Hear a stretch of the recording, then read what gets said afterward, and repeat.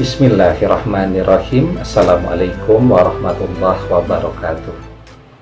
Bapak-bapak, ibu-ibu, mas-mas, mbak-mbak, khususnya adik-adikku sekalian yang dirahmati Allah dimanapun Anda berada, kembali di IIP Channel bersama saya, IIP Wijayanto. Kali ini kita akan membahas tema azab yang disegerakan di dunia untuk orang ketiga karena merebut mantan darimu. Ya. Nah, jadi memang keadilan Allah ya bagi setiap manusia yang menanamkan budi baik, yang melakukan kebaikan, maka dia juga akan memanen menuai kebaikan. Siapa yang menanam padi, dia akan memanen padi tadi. Ya. Nah, sekarang Anda yang menanam padi. Kemudian mantan Anda bersama Anda sudah jadi orang lah begitu ya. Sudah sukses dan dia mau memanen padi yang Anda tanam tadi. Maka ini adalah perbuatan yang zalim. Ya.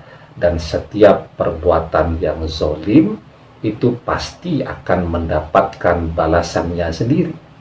Jadi manusia itu kalau dia on the track saja, ya, dia tidak mengambil hak orang lain. Jadi sebagai contoh tuh, ketika orang panen padi, ya, ada yang punya sawah, yang menanam, yang merawat. Ketika musim panenan tiba, kan ada rombongan tuh, ya, ibu-ibu yang kemudian ikut membantu memanen padi tadi, ya, tentu dengan izin dari pemilik sawah atau malah dimintai bantuan untuk ikut memanen padi tadi. Maka dia juga akan mendapatkan bayaran, ya, tapi ya tidak semuanya, ya, tentu sebagian kecil dari panen tadi. Sementara panen secara keseluruhan, ya, di luar yang hak dari orang-orang yang membantu proses panen tadi, itu adalah menjadi milik dari orang yang memiliki sawah, kemudian menanamnya, membeli bibitnya, merawatnya, memberikan pupuk, ya, dan seterusnya sampai musim panenan tiba. Nah, ini kan yang dilakukan oleh orang ketiga tidak seperti itu, ya. Jadi Anda yang jungkir balik untuk mensupport mantan Anda agar berhasil, ya, agar pekerjaannya bagus, punya income yang memadai, yang besar, ya, sehingga bisa membeli berbagai aset. Anda yang mensupport, yang mendoakan agar kuliah mantan Anda bisa sukses. Tapi ketika dia sudah sukses, datanglah orang ketiga ini, ya, untuk tidak hanya ikut, ya, panenan tadi, ya, seperti ibu-ibu tadi yang ketika musim panen padi tiba mereka datang untuk membantu panenan, ya. Jadi ketika orang, ya, ikut mengambil manfaat dari kesuksesan orang, ya, ikut, ya, bukan menguasai, yaitu boleh-boleh saja. Jadi misal nih, ya, kita sudah berhasil, sudah sukses, kemudian ada orang yang minta bantu dibukakan celah-celah bisnis agar bisa ikut sukses. Itu namanya ikut, ya, atau minta bantuan untuk bisa pinjam modal dulu. Itu namanya ikut. Bukan kemudian merebut dan mengambil alih, ya. Nah, ini kan yang dia lakukan adalah merebut dan mengambil alih apa yang sudah Anda usahakan tadi. Sehingga wajar kalau Anda sakit hati, Anda kecewa, ya, bahkan mungkin juga Anda berdoa untuk kerusakan, untuk kehancuran dari orang ketiga tadi, ya. Nah, jadi, ya, orang-orang seperti ini yang mau enaknya saja, ibarat lomba lari maraton, orang lari 10 km, ya, 9 km, 950 meter tuh sudah berlari. Dia cuma nunggu 50 meter di dekat garis finish. Begitu melihat pelari lain datang, dia lari menuju garis finish untuk tampil sebagai pemenang. Maka orang-orang yang begini ini ya adalah orang-orang yang akan menuai begitu banyak persoalan di dalam hidupnya. Apa yang dia dapatkan dengan cara mencaplok hak orang lain tadi tidak akan mendatangkan keberkahan untuk hidupnya, ya.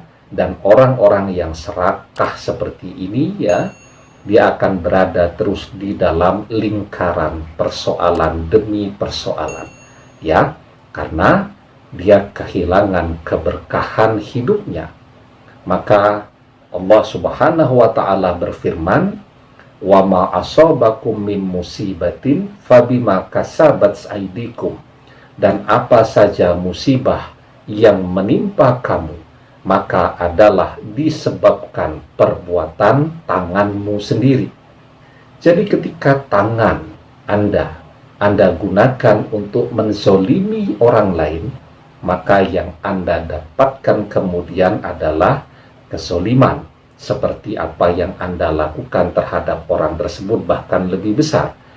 Apa penyebabnya? Ya, penyebabnya karena tangan Anda sendiri yang mencarikan dan mendatangkan masalah untuk diri Anda tadi, ya. Nah, bentuknya seperti apa? Ya, bentuknya bisa bermacam-macam. Kita sudah melihat ya, ada begitu banyak suku bangsa sejak zaman Nabi Adam alaihi salam dulu yang kemudian hilang, musnah. Contoh umat Nabi Nuh alaihi salam, ya. Kemudian ada umat Nabi Lut alaihi salam, ya. Kemudian ada kaum Madian, ya, dan seterusnya dan seterusnya. Kenapa mereka hilang, musnah atau dimusnahkan? Ya, karena mereka mengundang turunnya azab dari langit akibat pelanggaran, pengingkaran, dan kesalahan yang dilakukan oleh tangan mereka sendiri. Jadi, orang ketiga yang sudah merusak tatanan hubungan Anda dengan mantan Anda, yang sudah merebut mantan dari Anda, yang ingin menguasai harta, ya, mantan Anda, maka yang bersangkutan akan segera ditimpakan azab, ya. Anda tunggu saja.